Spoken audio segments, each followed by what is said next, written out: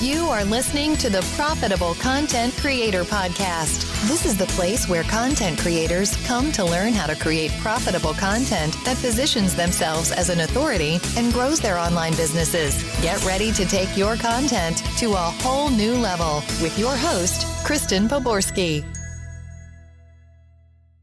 Welcome to this episode of the Profitable Content Creator Podcast, and I'm your host, Kristen Poborsky, and I'm excited here today to talk to you about how you can create and sell online courses. Now, I originally thought I would make this for beginners, but you know what? I changed my mind because there are so many people out there that have created courses and having a difficult time or actually spending too much time on spinning their wheels around creating and selling their online courses. So I just want to give you some statistics about the online course industry, because if you're thinking about creating an online course, now's the time. The online course sector is expected to grow by as much as $38 billion between now and 2024. So that's just 2 years from now, not even that, a year and a half. It's a lot of money that's being spent on online courses. And if you're feeling burned out, like I was with one-on-one work, with clients that are demanding, always showing up in your inbox saying, do this, do that, and you're looking for more freedom and the next way to grow and scale your business, an online course is really the perfect way to do this. So you're going to want to grab a pen and paper so that you can take notes, because I'm going to show you the 4 things, and I change this up a little bit, that you need to be doing so that you can create and sell your online course. And here's just a little quick recap of what I'm covering today. There's 4 things. You want to pick a profitable topic, research your competition, build and nurture your list, and then you want to do a beta launch. And you're going to want to stay till the end, because I'm going to answer 2 questions that I guess asked all the time that are going to help you take your course from good to great. Question number 1 is how to create an awesome onboarding experience for your online course. And the other question is how to help your students get the ROI out of their investment with your course. I've got some great tips there. So let's start with picking a profitable topic. That is step number 1. You want to pick a profitable topic.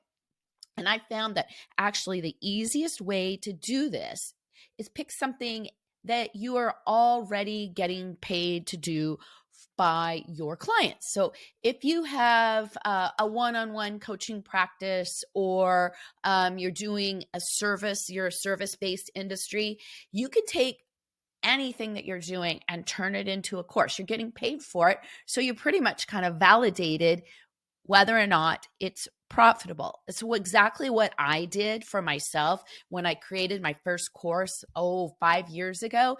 I was helping my clients. I had put together a system for creating content and automating it and getting it out there on social media. That's what I turned into my Smart Simple Content Marketing program that I first launched. And I just launched a brand new one where I've been helping my clients since 2014, way back when, create courses. And of course, now the landscape for creating courses, there's so many different things that you can do now versus what you did back in 2014. But I also took that, and now I'm teaching my students how to create a course very quickly, actually in 90 days or less, and launch it, plus a lot of other things. So I just took 2 things that I was doing and I turned them into courses. And now that's really helped me break away from having to work one-on-one with my clients. And I get to help all these great course creators and content creators create content that's going to help them scale and grow their businesses. So see, there's like an easy way to do that. I've had clients that came to me and took their one-on-one coaching programs, turned it into a course, and they're still using it as one-on-one work, part of it, because it makes it easier for them when they're coaching their one-on-one clients so that they don't have to repeat themselves all the time. They also took that same thing and turned it into a group program. So you kind of see there's some great ways to pick a profitable topic that'll probably get you going. Okay. So the next step is, once you've picked your profitable topic and you got an outline, you want to go and you want to start researching your competition. And why you want to research your competition is for a number of reasons. It's a great way to validate it. You get ideas from seeing what other people are teaching, so that you can go back and look at what you're teaching versus what they're teaching, look at what's missing out there in the market and add it into your course. Or if there's something that somebody else is doing and teaching, it's going to give you some ideas of what you might be forgetting to include in your course. Now, I want to caution you, when you are putting your course together, less is more. Now, you don't want to skimp out too much about what you put into your course, but you do definitely want to make it narrow and not overwhelm your students. I've seen my clients add too much in, especially when they're newbies starting out working with them, where it would have served them much better to keep the content very narrow and then give them a next step to work with you after they finished it. So again, there's a lot of stuff that goes into researching your competition. Couple things I would look at are what's in their program, the name of their program. I would also look at the pricing and things like that. And I want to caution you not to go too cheap or charge more for your course. This is a personal story that I had. I started out my first course and I did a couple things wrong. I named it wrong and I actually targeted the wrong people with it, but I still kept the course. I didn't throw it away. I just looked at what was going on in the competition and I renamed my course. I looked at who I was serving and I started targeting those, and I had a different name, changed my name so that it would appeal to my target audience. And then I actually raised the price of my course. And why you want to look at the pricing is that you definitely don't want to underprice your course like I did in the very beginning, where I was only selling it for $397. And actually, the funny thing is that when I raised the price of my course to $997 with a $97 payment plan, it started to sell. So you definitely want to look at your competition and make sure that your pricing, your naming, what you've got in your course all lines up, and that you have things in your course that your competition doesn't have. And again, don't go too wide into what you add in your course. Keep it narrow and easy for your students to go through it and quickly and start getting results. Okay. Super important to do that. Then the next thing you always want to do, and most people forget to do this, is to always be building and nurturing your list. Okay. A lot of people will build a course or create a course and struggle when it comes to selling it because they're not building and nurturing their list all the time. So you definitely need to be doing that. So the easiest way to do it is to create some sort of free opt-in offer that aligns with your course topic, okay? Because that way you're attracting and bringing in people that are already interested in the topic that you're teaching, okay? So you definitely always want to be building and nurturing your list so that when you do number 4 here, which is to validate your idea by doing a beta launch, you have people that are already interested on your list and are interested in purchasing your program. So one of the things I love to do is a beta launch. I just did one for my Smart, Simple, Create Courses That Sell program, and I launched it, and I hadn't even created a single piece of content for my program. And that's a great way to validate your idea and not waste your time like I did with my first course, creating a whole entire thing and then not having anybody join it and then having to revamp it. So it's definitely a great idea to do a beta launch, offer it at a special one-time price, which is lower than what you would normally do, but that way you get paid to create, and then you can use the information from those people in your beta launch, for ways that you can improve your program, and B, you can then use their feedback or their testimonials, their results for your next launch.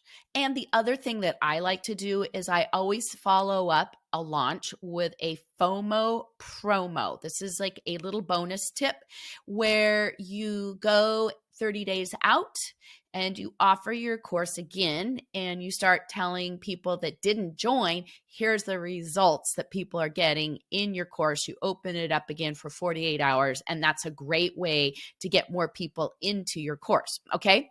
So there are the 4 ways or 4 things that you need to do to create and sell your online course. 1, you want to pick a profitable topic. You want to research your competition. You always want to be building and nurturing a list so that you have people waiting in the wings who want to buy your program. And if you're creating your a brand new course, you definitely want to do a beta launch so that you don't waste your time creating something that no one wants. Okay, so let's dive into the first question: how to create an awesome onboarding experience for your online course. So this is super important, okay?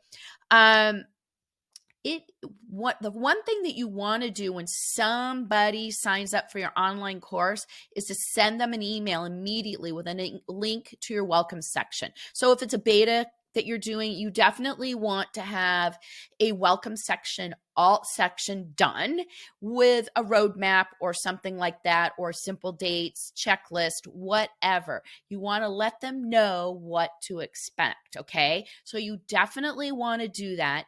Then I'm going to give you another tip. You want to keep the awesome onboarding experience by sending them emails every single week, keeping them online, on point with what they should be doing that week. So really hands-on and keeping in touch with them is super important. The other thing that I do is I always have a kickoff for my courses. So within a week, I will have a sort of a kickoff coaching session.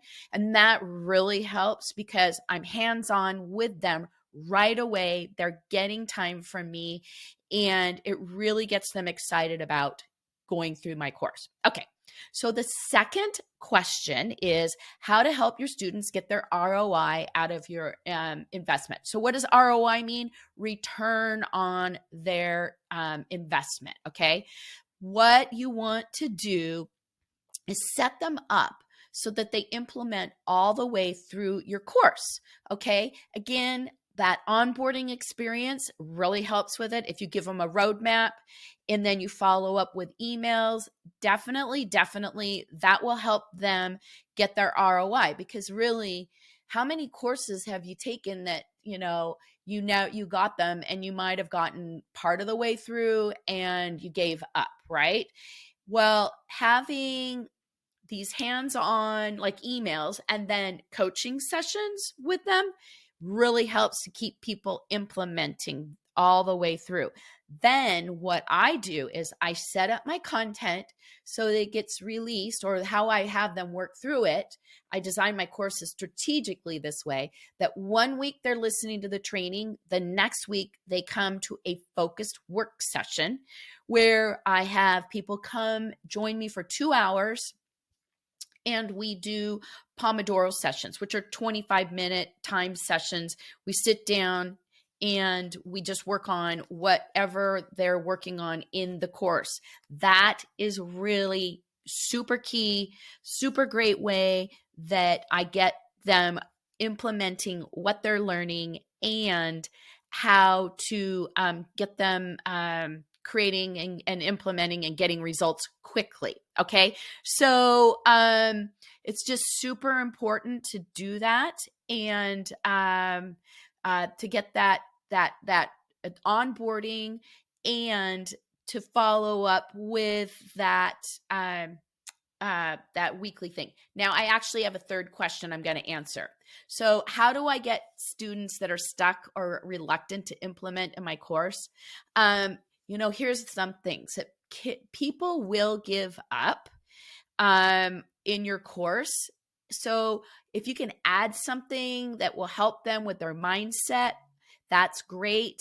One of the things I try to do when they get stuck is I just tell them, go and start out small and get some of these little things going that will help them build a habit, and then it becomes easier. So I do things like that.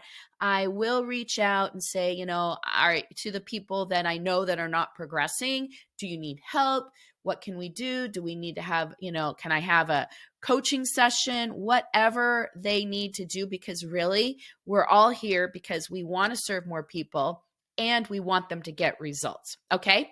So those are the simple ways that you can create and sell an online course, create an awesome onboarding experience, get an ROI, and help them when they're getting stuck. So I hope you enjoyed today's episode. And if you like what you hear, subscribe. Please leave me a review. I would totally appreciate it. And if you are thinking about creating an online course, I've helped a little quiz that will help you know if you're ready to create your first course. And when you complete it, I will give you some quick steps on how to get started with creating your course in a little downloadable workbook that you can download once you take that quiz. So the link is down in the notes. And again, thank you for listening, and leave me a review. And definitely, if you like it, come back next week. There'll be another episode waiting here for you. You've been listening to the Profitable Content Creator Podcast, where content creators go to learn how to take their content creation to the next level. If you love the Profitable Content Creator Podcast, we'd love for you to subscribe, rate, and give us a review on iTunes. Until next time.